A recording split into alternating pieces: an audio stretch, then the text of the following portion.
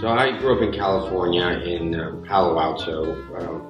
My high school was literally across the street from Stanford University, where he lived in my hometown for a while. And I grew up near Steinbeck country, and I started reading his books when I was in high school. Steinbeck was a big part of my life from very early on, and it was very important to me. I read his books so often, it felt like he was a friend. I like the way you think, Jim Nolan. You and me is gonna make a pretty good team. 2 years ago, I did a production of his play of Mice and Men on Broadway, and it was such a great experience, and it rekindled my interest in Steinbeck. The real question is, you ever jumped a train before? Ever what? Jumped a train? Yeah. I started thinking about a film adaptation of one of his books. I was looking for one that might be a good movie.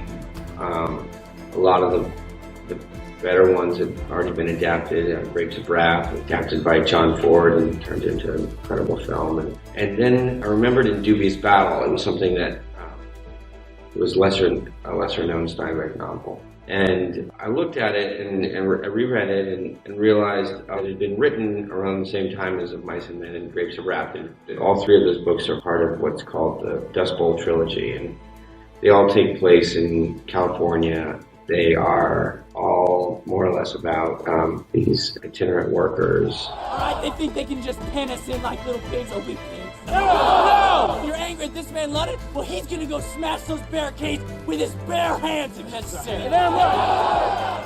We're gonna get that truck and we're gonna drive it right through.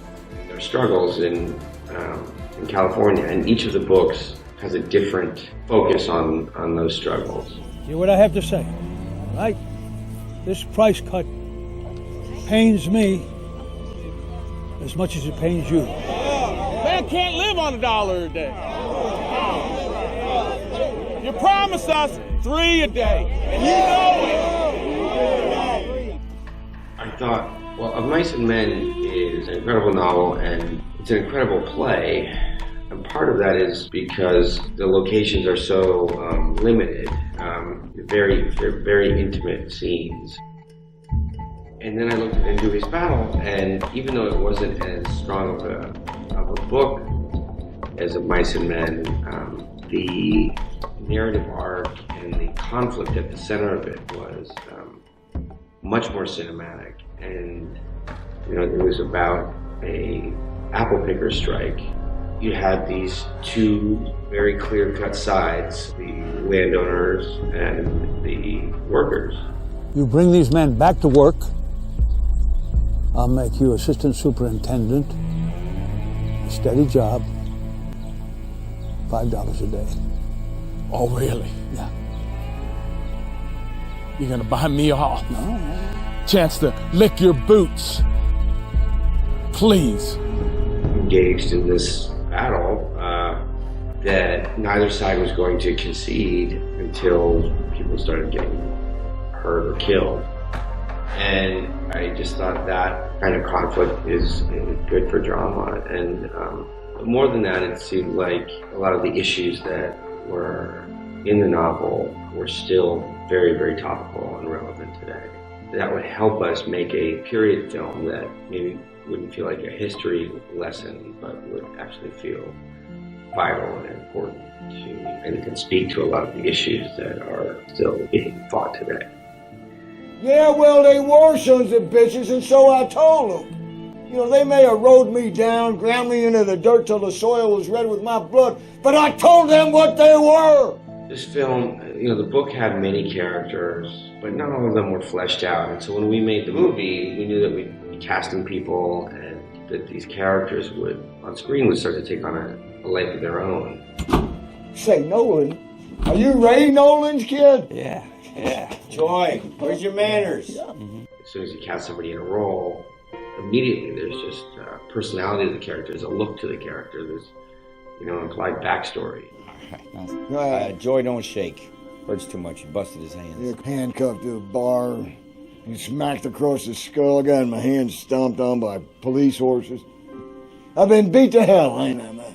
Sure had, Joey. I had worked with Robert Altman, I don't know, 10 or more years ago on a film called The Company, and he's been a huge influence on me. And in a lot of his movies, he has these large ensemble casts and multiple storylines that are interwoven. And I think I looked to him for a lot of inspiration, and we started carving out more dimensions for the characters, regardless of the size, so that each character feels like he or she has a full backstory, and that story and that character's wants and actions are woven into the larger arc and fabric of the greater narrative.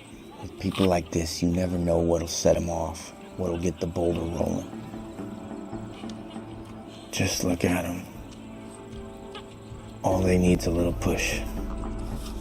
We got such a great cast, and as soon as we got our first people committed, then we started getting like more and more, incredible actors, and they all did a lot of the work in fleshing out those characters, so that every scene was full of like these incredible actors.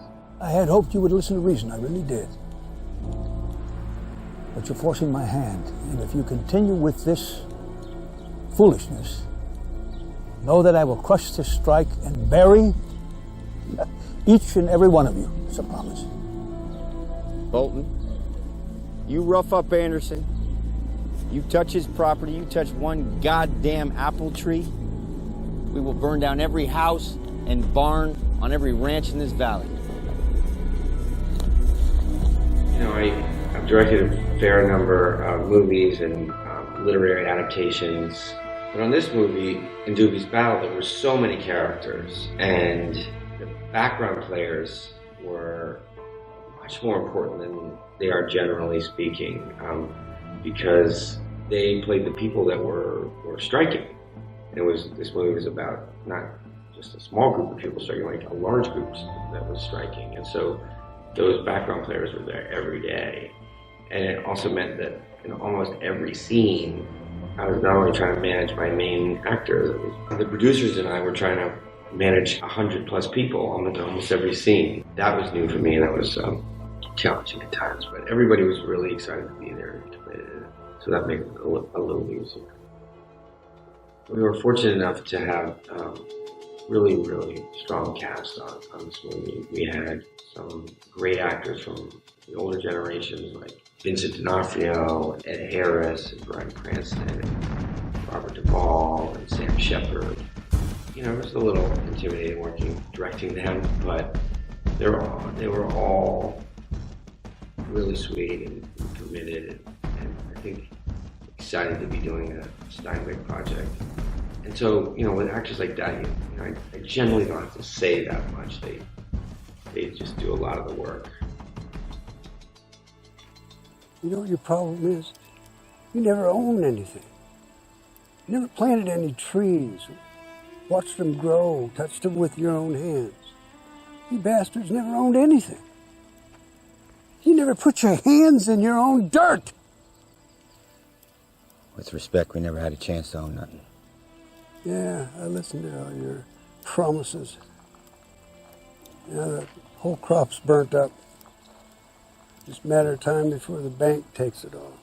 And then I had great actors from the younger generation, like Nat Wolff, who I'd known from the movie Palo Alto, Selena Gomez, who I knew from Spring Breakers, Josh Hutcherson from Hunger Games, Ash Green from Twilight, and Keegan Allen from Pretty Little Liars, Austin Case, and so they were all really, really happy to be there. And like with Selena, I knew that she was a great actor. She was so good in Spring Breakers, and I knew that it seemed like she didn't get offered movies like this or a role like this, and she got to play a young mother, and she even has a scene where she gives birth.